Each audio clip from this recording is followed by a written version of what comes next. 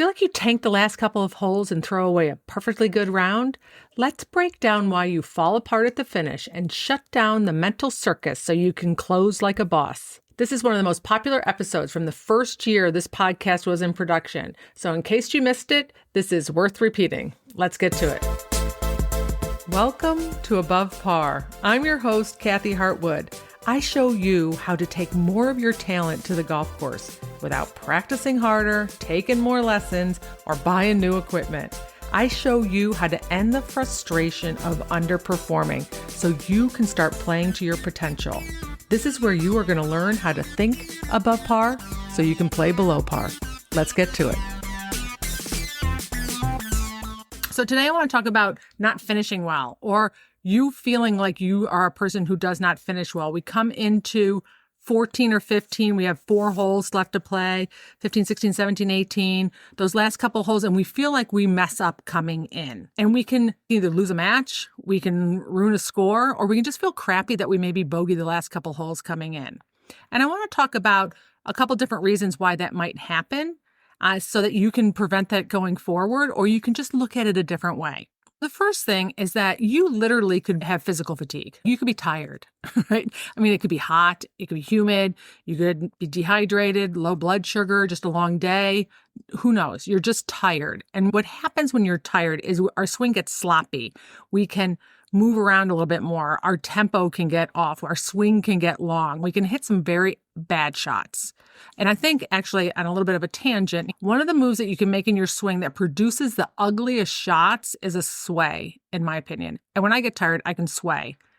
And if you have tight hips, you can sway. If you start hitting shots and they're kind of squirrely shots, they're like going, what the heck was that? Who was that? I never hit shots like that. The first thing I would always go to is your swaying. And a sway is not so much in your upper body. While that can be a sway, I really focus more on your hips. If your hips slide at all to the side on your backswing, you're going off center and it can really affect where the club bottoms out and hit some really ugly shots. We do that when we're tired. We can start hitting some ugly shots coming in, and that could be a reason why you don't finish very well.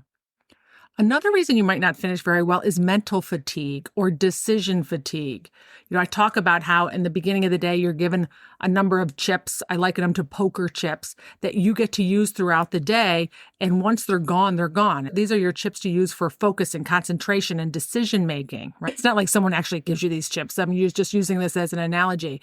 And we want to be very selective on what we give these chips to and where we dole them out. And what can happen is if you're playing around where you feel like you have to focus a lot and concentrate a lot, and there's a lot of decisions to make, or you're tweaking your swing, or you came from a busy day at work or at home and you're just a little mentally tired anyway, what can happen is we come into those last few holes and we're just mental toast. We have nothing left up there. We don't think very well. We make bad decisions. We can't focus. We can't concentrate.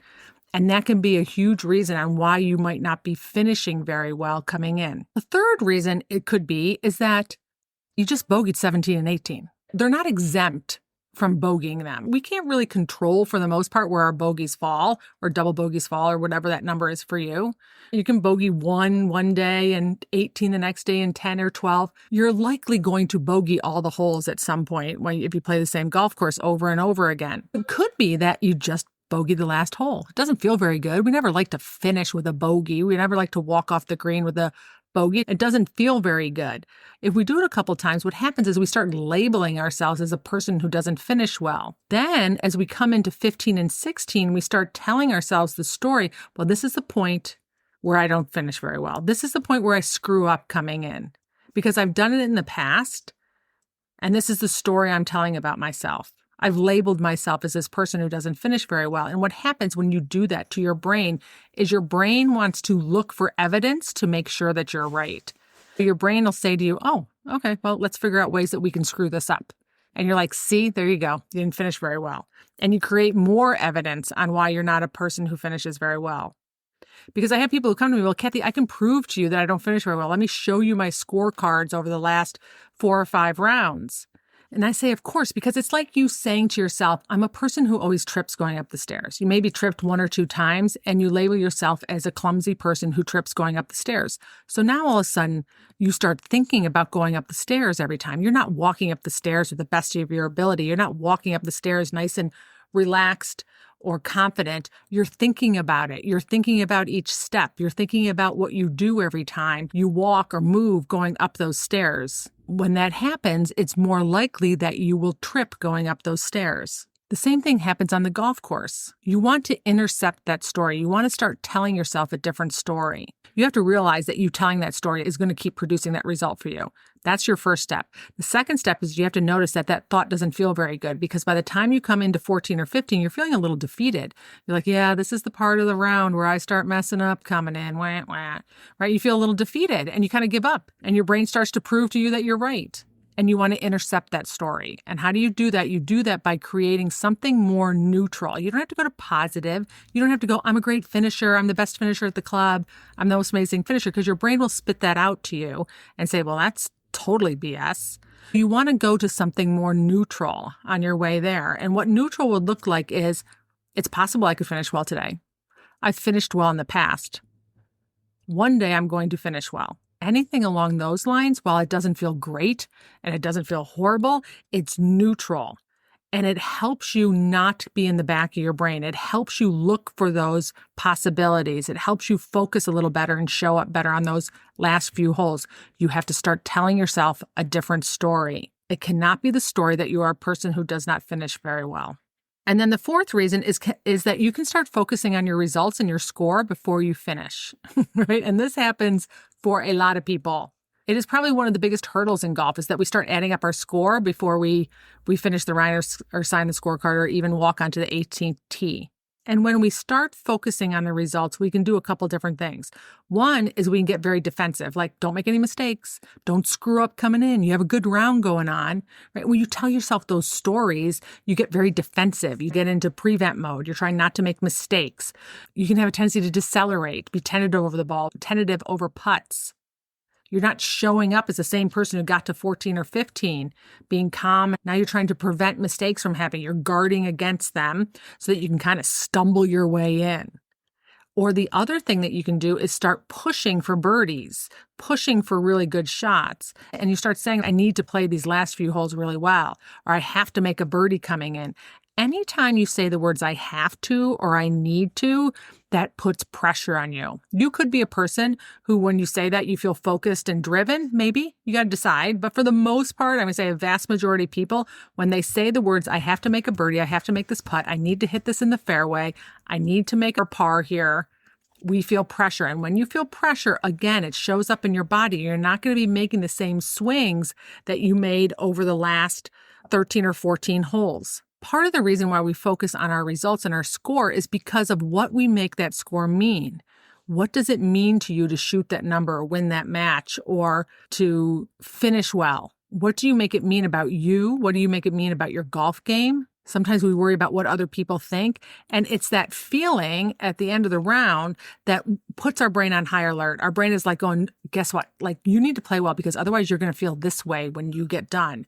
And you don't want to feel that way. So I need to put you on to high alert. Like, there's danger. There's a saber-toothed tiger at the end of the round when you sign your scorecard, unless you do these things coming in. It puts a lot of pressure on your golf game. The goal for all golfers is to stay as present as you can over every shot. You want to show up over every ball being calm and certain and confident, the best that you can. You want to notice that your brain is thinking it's in danger, thinking that there's a problem, and you want to redirect it. You want to talk to your brain like it's a person. I have clients who name their brain, from Helga, Bruno, to shithead. It's that part of the brain that starts chirping at you. And you want to tell it, like, listen, I know what you're doing. There is no problem here. I got this. And you want to make sure that you're getting back into your prefrontal cortex. You also want to make sure that you have tools that can get you out of the back of your brain up to the front of your brain on purpose. Sometimes we can't do it with thoughts. We have a hard time quieting our brain. That is what I teach in the workshop. You want to have some of those tactics with you that you can pull out when you really need them, when you can't get yourself out of all that chatter and negative talk and negative feeling, so you can focus over the golf ball. Because we know that when we stand over the golf ball and we're not in one of those 3 C's, I call it, calm, certain, or confident, most of your talent is not going to come out. So the goal is always to get into that place where you can swing your best. There are ways that you can get up to where you can at least focus, because when we're in the back of our brain, when we're anxious and when we're feeling stress and when we're feeling pressure, we don't have access to being able to focus. That's why you can make some stupid mistakes coming in. Like, I was really nervous. I swung. I wasn't even thinking. I've totally forgot that was a short side of the hole and I hit it over there. Right? All these things, we make these mistakes that we can't believe we're making, and we blame and shame ourselves for doing it. But I'm telling you that all that is happening is you really just don't even have access to being able to focus. Our brain isn't designed to think clearly if we're in fight or flight. We need to fight or flight, not negotiate. It's just good to know that that is what your brain is doing. You just want to keep redirecting your brain. You do have to talk to yourself. It would look like, I can see I'm focusing on my results. I'm just going to stay present and focused over each shot. One shot at a time. I'll add them up when they're in. Whatever works for you. The words that I say might not resonate with you. You want to come up with your own variation of them. But just understand it's probably the biggest hurdle for most golfers is not focusing on your score, not focusing on that end result while you're still in the middle of the golf course. So don't beat yourself up if that happens. So to recap, if you're not finishing well, you either have physical fatigue, which is pretty easy to figure out. You have mental fatigue. Just notice if you're just tired in your head, you can't think very well. You might have energy, but your brain is kind of mush. And if you have that situation enough times, that could be a reason why you don't finish well. And then you start labeling yourself a person who doesn't finish well, which is the third reason. That's maybe just where those bogeys fell. And you don't want to make any bigger deal out of it than that. If you do start labeling yourself a person who doesn't finish well, you want to intercept those thoughts and come up with something more neutral. It's possible I could finish well today.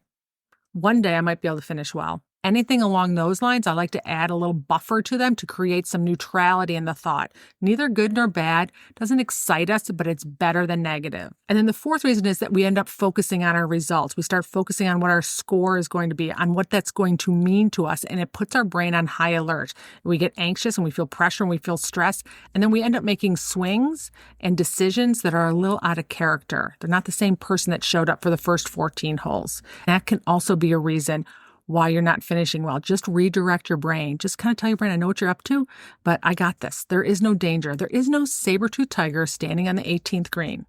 So I hope this helped. I hope the next time you go out there and play, you are focused and present and certain and calm and confident on those last 3 or 4 holes and that you finish very strong. All right, my friends, you got this. I'll talk to you next week. Bye.